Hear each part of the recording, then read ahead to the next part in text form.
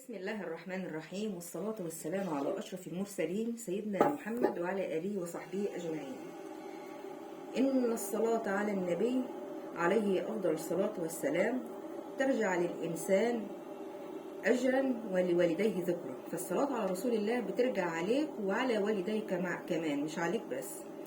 النبي عليه الصلاة والسلام قال: إذا صلى أحدكم علي فإن الملائكة يعرضون علي صلاتكم ويقولون هذا فلان وابن فلان، هذا فلان وابن فلان قد صلى عليك. قالوا: تذكر أنت ويذكر أبوك. فالصلاة على النبي بتعود علينا وعلى والدينا.